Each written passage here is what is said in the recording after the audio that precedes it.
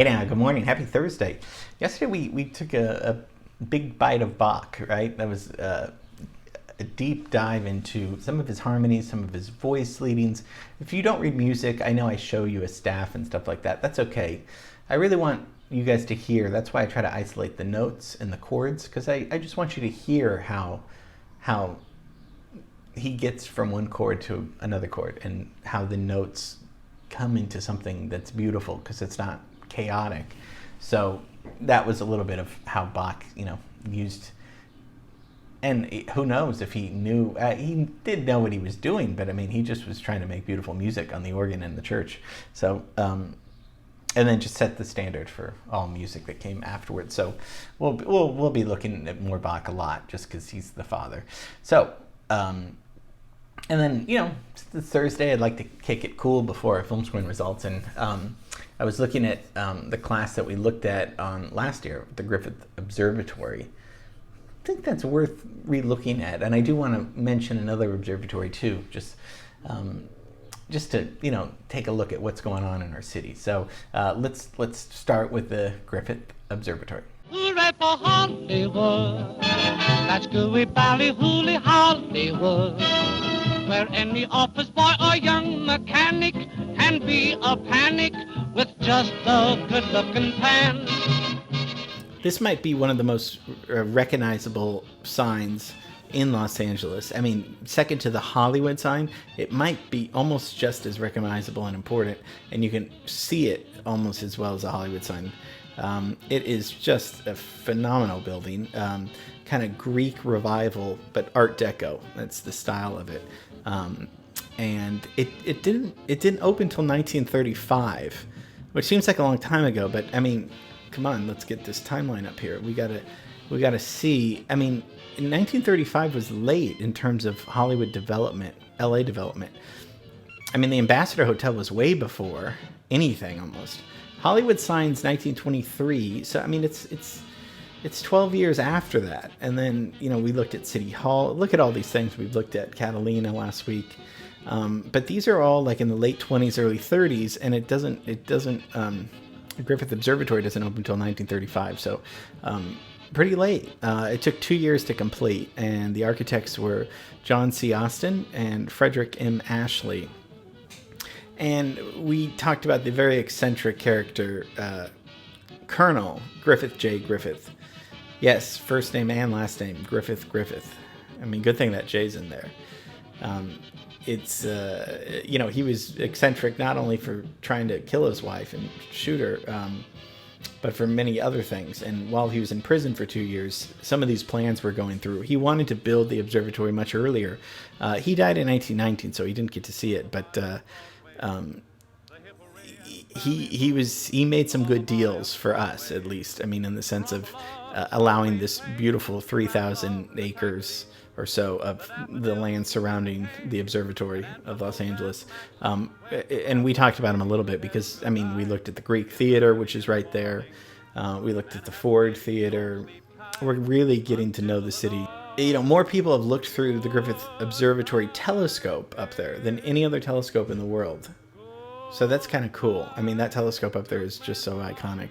But, so Colonel Griffith J. Griffith donated about 3,000 acres.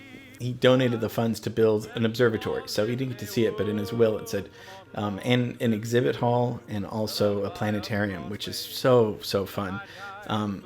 And he really wanted to make astronomy accessible to the public, which is really cool. I mean, I won't get into the telescope and astronomy because I don't know anything about that. I know that you guys thought I was really well versed in astronomy, but I'm not actually. So it was constructed with the funds from that Griffith left behind, and the observatory was given to the people in Los Angeles in 1935. And with the provision that it be operated for the public with no admission fee. That's what Griffith really wanted. He didn't want anyone to have to pay for this. And he didn't want anyone to change the name. So those were his two things. It had to be free and it had to be Griffith Park. Those were the only things. Of course, they didn't want his money in the beginning because of, he was a big drinker and then the gunshot incident and all that stuff. And he wanted to get rid of it because he didn't want to pay taxes on it. But then, after he died, they're like, okay, fine, we'll take your money. So it was one of the first institutions here in the United States dedicated to public science, and possessed the third planetarium in the U.S. So it was kind of ahead of its time for there. So that the planetarium features, such a cool. If you've never been in the theater, you sit back and look up and you see these world-class scientific. It's educational, programming kind of videos, and it's a really amazing experience. And they tell you about, the history of the universe and astronomy. So, since it opened in 1935, millions of visitors have looked through that 12-inch, so it's the Zeiss refracting telescope. And that's right on the rooftop on the building's east end. That's usually for nighttime viewing, but it's open for the general public. I don't think I've looked through it. Maybe I did, but I didn't know what I was looking at. But the telescope targets the planets, the moon, and all the other brightest places in the Milky Way. And the LA Times reported that on the opening of the gala in 1935, the crowd gasped as stars began to appear in the heavens. Then the sun arose and swung across on its orbit, followed later by the moon, with all the stars and planets completing their circuit of the heavens. So that was a quote from the LA Times when the night that it opened. It must have been so exciting for the people of LA to go up there and to, you do feel close to heaven, or a little bit, closer, because, you're on this hill, and it really is one of the best views of the city of LA. You can see everything you can see the ocean, you can see downtown. It's just, it's so much fun to be up there. So it's just a short little taste of LA history, a short little class. I don't really have any other scientific, information about telescopes or anything like that.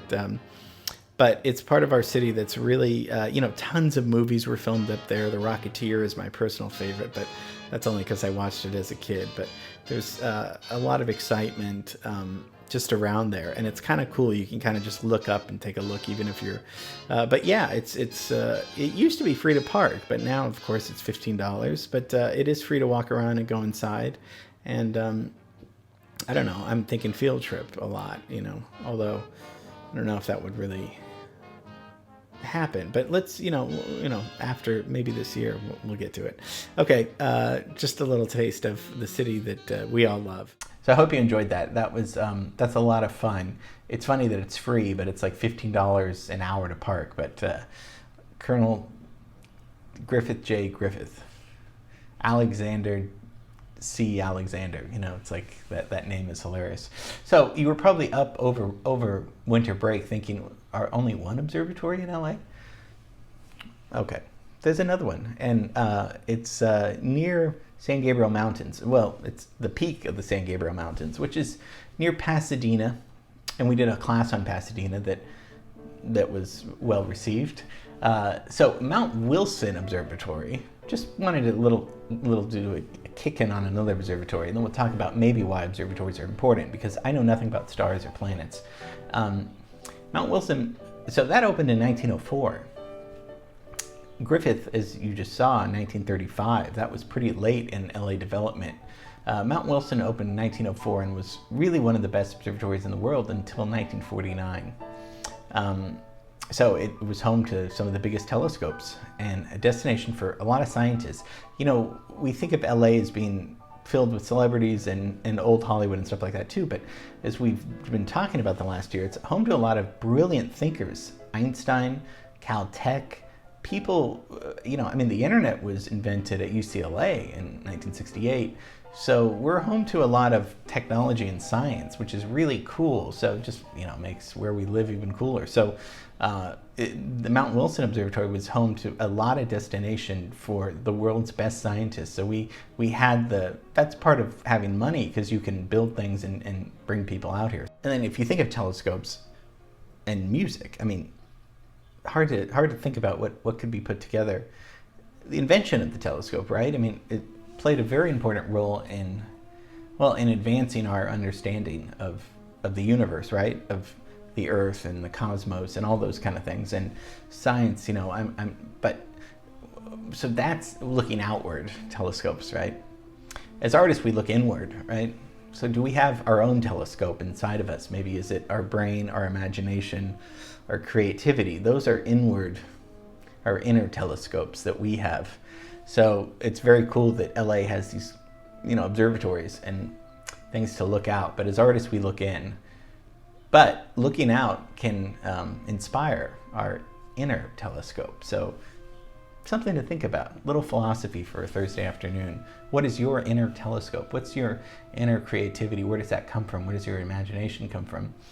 Those are things we try to stress in this class. I always try to stress individuality and individual thought and the freedom of thoughts and freedom of ideas, because we're artists. That's what you guys tuned into. So, and it's always going to be a constant struggle with art and creating art, because it's abstract and it's confusing sometimes, but it's a way to connect, and it's something that we have to do, right? I mean, you don't have a choice whether you're a dancer, singer, actor, or musician.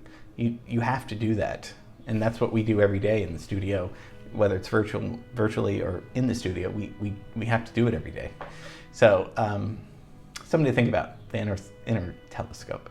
And then tomorrow, film scoring results for Manhattan Murder Mystery. So it's going to be John-orific and Bonnie-rific. So, okay, see you tomorrow. Bye.